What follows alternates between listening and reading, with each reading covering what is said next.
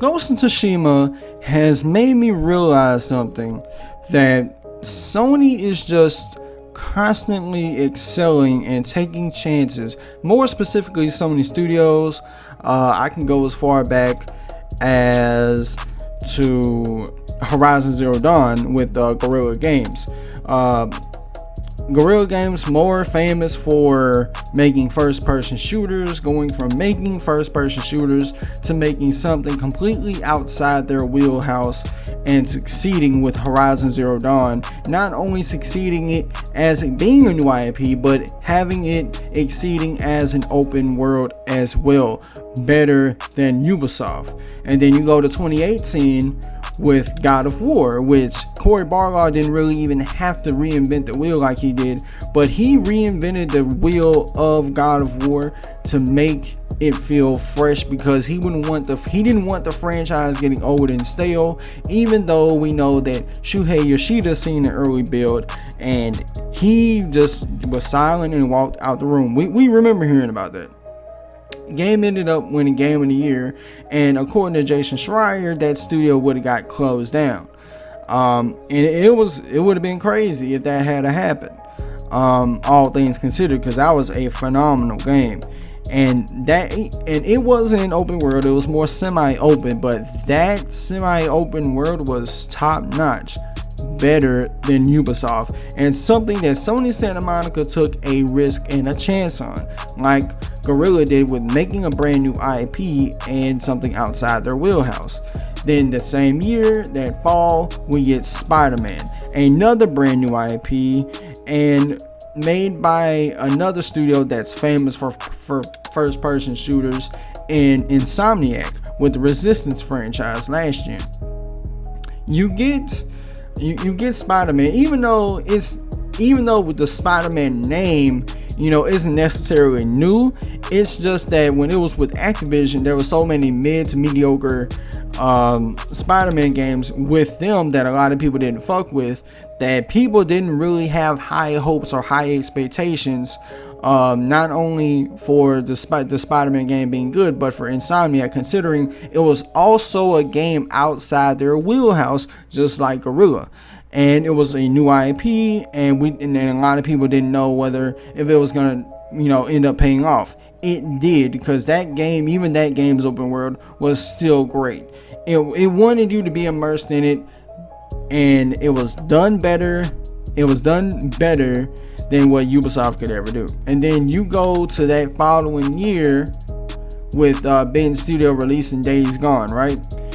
Days Gone, a brand new IP made by a small team, not necessarily a small studio, but somewhat, not necessarily known a whole lot. They did release a cult classic game back in the gap.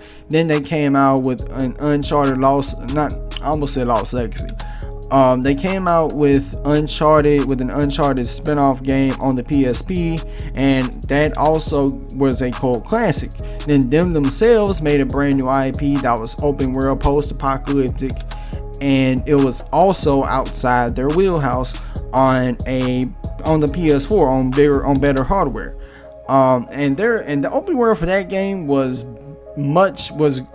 absolutely great, because everything in that open world mattered, and everything you saw in that open world made sense. When you saw it, you knew why it existed and the like. And again, done better than Ubisoft, and again, another risk that was taken. And then we go into now with Sucker Punch. They released Ghost of Tsushima. Now they opened this gen and they're closing this gen with a bang. I've been addicted to Ghost of Tsushima. I'm loving this game. It's nothing short of an amazing game thus far. And this open world is just so amazing how they crafted this open world. And another open world game that was done better by Sony and not by Ubisoft. And another game that was also outside of Sucker Punch's wheelhouse. I mean, sure, in the grand scheme of things, they have an experience for making open world games, but they were more accustomed to making open world superhero games, just games like that were over the top, goofy, had like like two endings. You didn't know which one was the canonical ending and which one was, and they were famous off of that. But going into this, like going from that to making something so solid, something so grounded in reality and in history with Ghost of Tsushima, no one expected it. Nobody expected what they did was going to be pulled off. Yet again, another new IP, another risk that was taken, and another open world game that was done better by Sony and not by Ubisoft. It's kind of a shame, really, that all Sony did was take Ubisoft's template of an open world game, which at this point is dry and it pales in comparison to what Sony's done with all their open world games. It just pales in sheer comparison. The only studio, in my opinion, this generation, as far as this gen goes, that has played it safe from start to finish, and they've only released 2 games, is Naughty Dog. Well, 3 games. Naughty Dog. They came out with Uncharted 4, safe. Uncharted Lost Legacy, safe. Last was Part 2, safe. Now, if we want to go into the context of the stories, where there was story safe, you can make an argument that it wasn't. But as a game, in terms of them being the Sony Boost template, the core Sony Boost template, something that's not outside their wheelhouse. They have not made a game outside their wheelhouse in a long time. Hell, this goes beyond this generation. We can go into as far back as since the Uncharted series began. Not only since the Uncharted series began, but even going back even with the first Last of Us, still they've not made a game outside their wheelhouse. So whenever they make something new and fresh, it needs to be outside their wheelhouse. They need to make that dive and take risks like their fellow studios have. The whole point of this is that they have made strides. They have taken more risks than EA and Activision this generation combined. Okay, now part of me wanted to include Ubisoft, but Ubisoft has made actually more risk than Sony.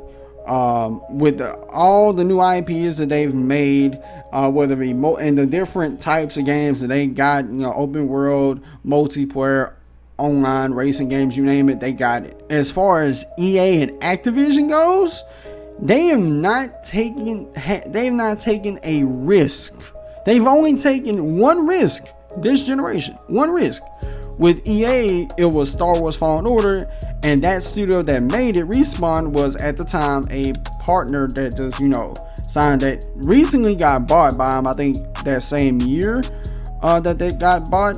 And with Activision, they published Sekiro, which a lot of people was thinking that, they was thinking, oh, it's Activision, they're gonna fuck it up somehow. But they didn't, because we knew that From Software was not gonna let them do that. But that's only one time, that's only one flash in the pan, and they both came out the same year. Both came out the same exact year, okay? Where you had Sekiro come out early. What was it? It was either, I think it was last year. I'm tripping. It was March 2019, if I'm not mistaken. March 2019. And then a year before that, the fall of 2018 with Fallen Order. No, I'm wrong again. Fuck. Fallen Order came out in 2019, last year. It's been so many games, my mind scrambled. But these games were only one flash in a pan of them taking risks compared to the risk that they took last generation. With Activision, right? All the games that they made, whether you loved them or you hated them, they made a lot more games. Blur, they had a racing game called Blur that people loved. The Prototype series, those were new risks. The Tony Hawk games last gen. With EA, the amount of risk that they took, they had Dante's Inferno, they had Mercenaries, they had a shit ton of other games. It's hard for me to list. The entire Need for Speed series, there was probably over probably close to 20 Need for Speed games, maybe 15 give or take, that was released in that span of time throughout the generation, last generation. You had skate games, shit, you had Fuse, you had a bunch of Dragon Age games, you had the entire original Mass Effect trilogy. There was so much there were so many different risks that EA was taking. It was crazy. Okay, compared to this gen, it pales in comparison. And as for Ubisoft, if you want people to fuck with your open worlds, at least kind of look at Sony's template and just say, you know what, maybe we need to redo the open world. And I hope Breakpoint has taught you something. You know what I'm saying? Even though I didn't play Breakpoint, I digress. You know, I wasn't going to get it based off that I did not like Wildlands, and looking at the gameplay and playing Breakpoint beta, I was not going to buy that game. However, the only exceptions that Ubisoft has in terms of open world, there are only two. Their only best open world series is Watch Dogs. Watch Dogs 1 and Watch Dogs 2. I know Watch Dogs 1 was downgraded. We know the history behind that. But the game's open world was pretty good. Same as Watch Dogs 2. I would argue Watch Dogs 2 had a better open world than the first game. But those are only two games out of all the open world games that they made this gen. Ubisoft needs to do better. Not to mention how Sony came in throughout the course of this generation. At the start of the generation, where microtransactions and loot boxes wasn't really popping until it didn't really, kind of hit the ceiling until 2017. But during that time, throughout this generation, even before shit hit the fan, but when shit did hit the fan, you had games like Horizon, you had games like Spider-Man, you had games like Days Gone, and you got games like Ghost of Tsushima that could all very easily be monetized in some way, shape, or form with the cosmetics that's in each of those games individually, but they chose not to. But they wasn't trying to be like CD Projekt, who's always trying to be a bunch of pick-me's when it comes to this. Like, hey guys, no microtransactions, no booty boxes, none of that. Well, here's the thing. We know based on your resume, you're not gonna put microtransactions or any of that shit in the games. You don't have to announce it. Witcher 3 didn't have none of that shit in your games. It did not need to be announced. To my knowledge, it was never announced that was gonna even exist. You know what I'm saying? They didn't even have that in the promotional, in their promotion or none of that. Now, don't get me wrong. I like it that they be taking jabs at, people who do it. I really do. That's funny. But you don't have to be a bunch of pick-me's though. Like, at least with Sony, like, Sony just goes radio silent on the matter when it comes to microtransactions. Like, they only speak on microtransactions when they're asked. And 9 times out of 10, it's just a simple 2-word answer. Fuck no, hell no. Are you crazy? You know what I'm saying? But the point is, they don't play the pick-me game. But yeah, this video is almost gone long enough. Thank y'all for watching. I just want to thank everybody who's been subscribing to the channel. I like the way I've been growing. I love that y'all fuck with the content, and the sky's the limit. Let's keep it going.